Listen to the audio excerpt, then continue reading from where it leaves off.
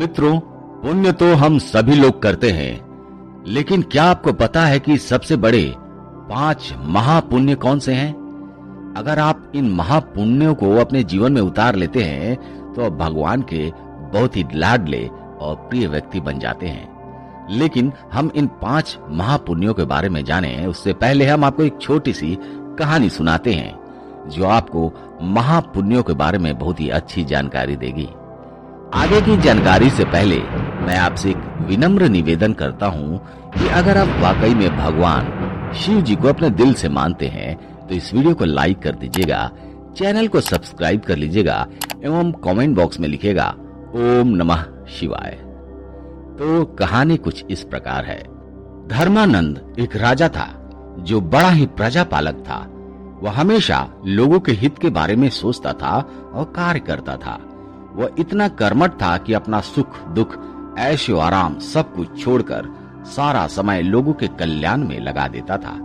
वह जन कल्याण के कार्यों में इतना व्यस्त था कि भगवान की भक्ति और पूजा पाठ के लिए समय नहीं निकाल पाता था। एक बार वह राजा सुबह सुबह भ्रमण करने के लिए जा रहा था, तभी रास्ते में एक दिव्य पुरुष को देखा। राजा ने उस दिव्य पुरुष को प्रणाम किया तो उस दिव्य पुरुष ने अपना परिचय देते हुए कहा कि वह परमेश्वर का दूत है। उस दिव्य पुरुष के हाथ में एक लंबी चौड़ी पुस्तक थी, जिसे देखकर राजा ने उस देवता से पूछा कि भगवान, आपके हाथ में यह कौन सी किताब है? वह देवता बोले कि यह हमारा बही खाता है, इसमें सभी भजन भक्ति करने वालों के नाम है।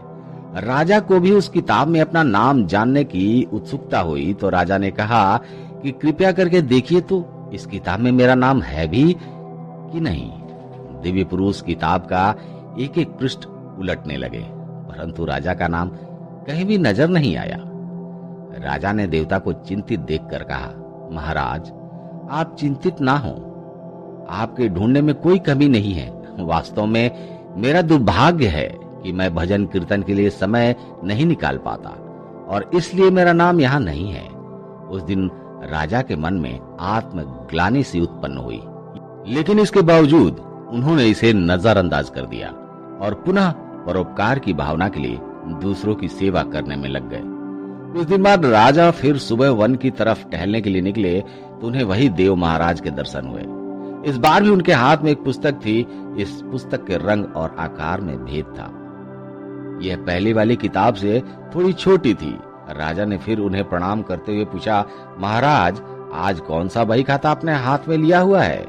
देवता ने कहा, हे राजन, आज के बही खाते में उन लोगों का नाम लिखा है जो ईश्वर को सबसे अधिक प्रिय है। राजा ने कहा, कितने भाग्यशाली होंगे वे लोग। निश्चित तौर पर वे दिन रात भगवान के भजन में लीन रहते होंगे। क्या इस पुस्तक में कोई मेरे राज्य का भी नागरिक है? देव महाराज ने बही खाता खोला और ये क्या, सबसे पहले पन्ने पर राजा का नाम लिखा हुआ था। राजा ने आश्चर्यचकित होकर पूछा, महाराज, मेरा नाम इसमें कैसे लिखा हुआ है? मैं तो मंदिर कभी कभार ही जाता हूँ। देवता ने कहा, हे राजन, इसमें आश्चर्य की क्या बात है? जो लोग निष्काम होकर संसार की सेवा करते हैं, जो लोग संसार के उपकार में अपना जीवन अर्पण करते हैं, जो लोग मुक्ति का लोभ त्याग कर प्रभु के निर्बल संतानों की सेवा करते हैं, सहायता करते हैं, उन त्यागी महापुरुषों का भजन स्वयं ईश्वर करता है। हे राजन, तू मत पछता, तू पूजा पाठ नहीं करता, लोगों की सेवा कर। तू असल में भगवान की ही पूजा करता है। परोपकार और निस्वार्थ लोक सेवा किसी भी उपासना से बढ़कर है। हम आपको 5 महापुण्यों के बारे में बताते हैं। नंबर 1, अन्न पुण्य।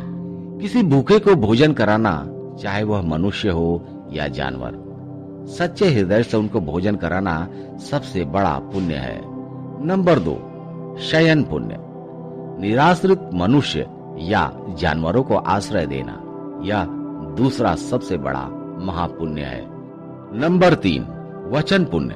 यदि आपके पास न भोजन है और न धन है किसी को दान करने के लिए, तो आप अपनी निर्दोष वाणी से, अपने मधुर शब्दों से अन्य के दुखों को सुख में परिवर्तित कर सकते हैं, अर्थात उन्हें सुख पहुंचा सकते हैं। नंबर 4, नमस्कार पुण्य। अपनों से बड़ों व छोटों के प्रति नम्रता पूर्व व्यवहार करना यह सबसे बड़ा महापुण्य है। बड़े बुजुर्गों के चरण स्पर्श करने मात्र से ही आपके पाप पुण्य में बदल जाते हैं। नंबर 5, मन पुण्य। हृदय में सभी प्राणियों के प्रति सुख की भावना रखना और अहिंसा का पालन करना बड़ा पुण्य है। अर्थात पुण्य वह है जो आप अपने पवित्र हृदय, देश मुक्त व मस्तिष्क के उच्च भाव व उच्च विचारों के साथ रहते हैं। आज का सवाल आपके लिए है, क्या आप बता सकते हैं शिव जी का प्रिय मंत्र कौन सा है? आप इसका जवाब कमेंट सेक्शन में नीचे दीजिएगा।